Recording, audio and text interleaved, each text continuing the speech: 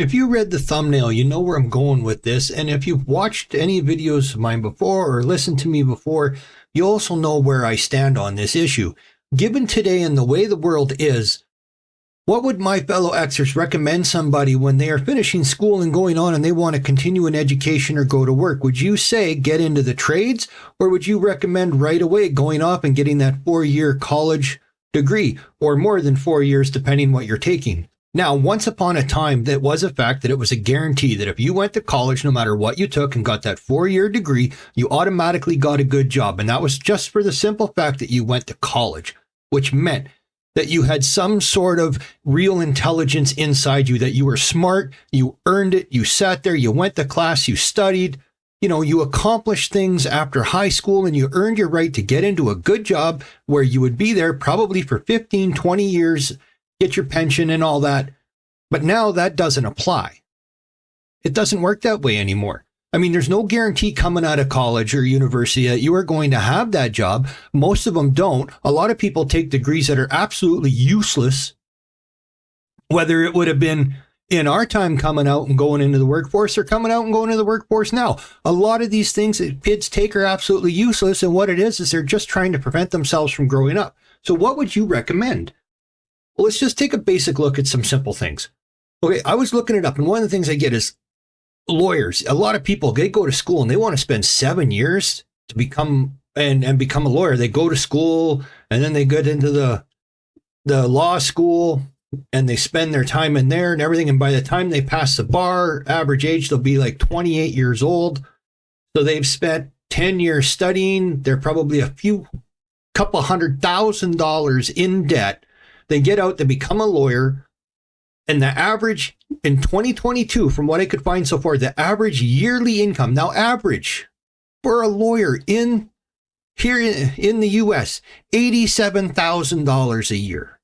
Now, is that really worth 10 years and all that time? I mean, unless you're an exceptional, a standout, you get that case that happens to make you real popular and kind of famous and you make your money that way. You're just going to be a grunt in a machine of some other firm where partners make all the money, but you do all the work and you're just going to get your average salary. Now, is it really worth all that time and debt and that you never ever pay off because these people right away got to live a certain type of lifestyle because they got that idea of a lawyer degree? When in fact, most lawyers, there are so many people that graduate from law school that you could probably eliminate law schools for about 10 years and still not diminish the capacity of lawyers in the country, and you'd be better off for it anyway. Now let's talk trades for a minute. Okay, you get out of school, you go straight into the trades and start working, whether you're working for a plumber or an HVAC company, get in with an electrical contractor, or you go into general construction or anything. You're going to start out and you're going to be lower pay to start. You're definitely in your first year because you got to learn, right? But you get in with the right company and the right employer and you sit there. And once you get that first year and you go to them and you say, hey, I'm going to stick with this. I like this. I want to get my tickets. I want to become a true pro. They will pay you to go to school and learn this. Okay, so then you're getting it. You're going to, when you're doing your school time and then your work time with them, you're getting paid to work and they're covering your school. So you can sit there and you come out of that and you don't have a debt. And the average trade salary for a year, whether you work a salary or by the year, the average trade salary is $68,000 a year. And you can get that. Finish it, complete it, you're earning that. That's the average now. And you're not in debt. And you start earning straight out of high school. So you have 10 years ahead of the lawyer in your earning capacity. In fact, you probably already purchased your home, bought your first new vehicle. You got that chunk of land you bought somewhere out in the country because you got your personal 100 acres you want to go hunt on. Is it really worth it to spend all that time in class? No, I want to stress this. It's definitely worth it if you're going into if you're going into the STEMs, you're going into science and technology and engineering and mathematics, go right ahead. Those things are viable careers no matter what you take or where you are or how long it is, because they're always required. Same as trades, they're always required.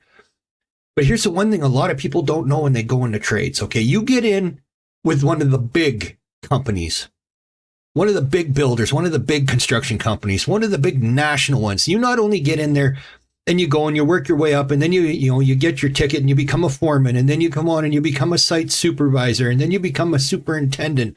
And once you start getting up in there, they got profit sharing bonuses. I had one guy I worked for when he separated from the company he was on and went out on his own. But I mean, he had stock options and all sorts of stuff. And when he broke off and went out on his own for a severance package, they gave him an entire project as a severance package. That was even a cost plus contract. So anybody that's in the trades and knows if you get a cost plus contract, you're golden. You're making money no matter what. What would you recommend? I mean, my own daughter, she's going there. She's finishing up some classes that she needs, and she's going on and she's going into nursing. And that is something that is always going to be needed. You'll never get enough nurses and doctors. There's always going to be need for them, no matter what. That is something that's worth spending the time and the money for the education in order to get into. But a lot of these other things, they waste so much time. You go into like a Starbucks or any of these coffee shops or places like that, and you throw a rock and you're going to hit somebody with some sort of college degree. Maybe they got a Bachelor of Arts degree, or they got their, African basket weaving degree, or, the social economics of tree frogs after being stepped on by a big rubber boot and they're now a brain damaged frog. That's how ridiculous some of these things are that people are taking. I remember when they were teaching courses at UCLA and stuff on like The Sopranos and Buffy the Vampire Slayer. You could actually take classes in that. Like, I get some of it, and it was related to, say, if you were in an entertainment or taking a degree based on, modern culture and the way things are changing and how these things influenced it. But most of this stuff is absolutely useless. It's non-practical, and it doesn't serve any purpose in the everyday world. And you get so many people that are so fundamentally challenged afterwards when they come out with these things, they cannot understand why they are not getting where they want to be when they chose not to learn anything that has any use. Like, the main things you got to take is either the stems or trades. Other than that, you're taking a crapshoot, and you take something that's very, very niche and get a degree in it. It might not work. Like, I'm sure somewhere you could probably get a degree in Martian philosophy, even though such things don't even exist.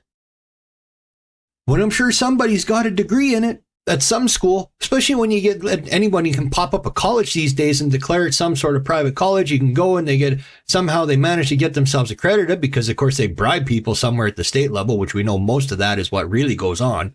And they're basically just diploma farms. People go in and they get these diplomas and degrees that aren't real and don't function, but albeit allowed their parents to send their kid off who was useless to another place to babysit for 4 years while they wasted a bunch of money and the kid went into debt. That becomes the hugest problem, and they stay in school because as long as you stay in school and you keep taking loans, you don't have to start paying the other loans, and you keep going and going and you keep going and you rack up more and you don't pay and you don't pay and you don't pay. And then you complain that all of a sudden you got all this debt and you can't get a job in your field, or you get a job and you get so mad that just because you went to school doesn't mean you're getting top dollar, that they actually want you to have practical real world experience. When I was running restaurants and hotels, that was the biggest thing. We would get people that would have a business management degree or specifically go and take hotel and restaurant management and things like that. And they would want us to hire them, and we would hire them and bring them in. But 99% of the time, we always just promoted from within. You come into any place and a manager at some point somewhere started out as either cleaning staff or a janitor or as a dishwasher in a restaurant and worked their way up and knew every inch of that business inside and out. And they were way better at it than the people that went to school and got a diploma or a degree in it. And the reason for that is because once they get there in the real world, the first thing you have to do is make them forget everything they were taught and teach them how it really works. There is a huge difference between theory and practicality. But what would you recommend? I'd like to know. If you stuck around to the ramble this long, comment down below and let me know what you would recommend these days. Would you rather recommend that someone gets into the trades, or would you recommend that they go and they spend that $200,000 and get a degree? That's a crapshoot these days. Right now, you go and you're in the trades, you can almost pick your wage in places and pick your job and where you want to go, especially if you're willing to travel. I was told all the time, if you're a young guy and you're a single young guy, you definitely get into it. And if you're willing to travel, you go, you have virtually no expenses. Everything gets covered. You work and you save every dime you can for the first few years, and you'll be way ahead of the game. There's no need for the biggest struggle as there is. Like, one of the things that I liked is when you could sit there and you worked on the road. Like, I was the one company and I was on the road all the time, and I had no expenses unless I happened to go home for a weekend. I'd get home and I would have the expense of filling up the truck for gas that weekend, a couple bucks in groceries while I was home, and then it was back on the road, and everything was paid for by the company until I got home again. It saved me so much money. You were able to save money. But people don't do that now. They don't want to. They don't want to be away from home, or they don't want to work hard, or they don't want the long hours, or it gets in the way of their sleep, or they got to spend too much time. You know, they don't want to commit to actually doing anything because they think that life should be easy and doesn't require any sacrifice. Well, it does. You know what it requires for sacrifice? Your time. You sacrifice your time so you can live your life. And if you don't like where you are or what you're getting paid, look for another job or negotiate better when you get paid. I've been places where they didn't want to pay me right, and I'm like, this is what I want, and if I don't get it, I'm out of here. And the first payday came along and I didn't get they didn't pay me what I told them I wanted in order to stay. I collected my check and I walked. Have a backbone. You might turn around and not have work for a month or 2 or 3 afterwards, but you stand your ground. And then I gone to another place. The one guy I worked for, I went in and I said, this is what I want. And this is one thing I say with trades. I believe in auditioning. I don't care what your resume says or where you've been before. I believe in you auditioning for your job. So I go in and I say, this is what I want to get paid, and this is what I am willing to get paid for the first 2 weeks until you see through my audition period that I am worth what I am asking for. And 9 times out of 10, I got more than what I was asking for, because they clearly know that you're willing to sacrifice something to prove yourself in order to get what you think you're really worth. Instead of just going in and wanting top dollar right away, you have to be able to prove yourself. So what would you do? Would you recommend kids these days learn trades or go to college and go to university? This is something I want to know. I ask my fellow Xers all the time, what would you recommend?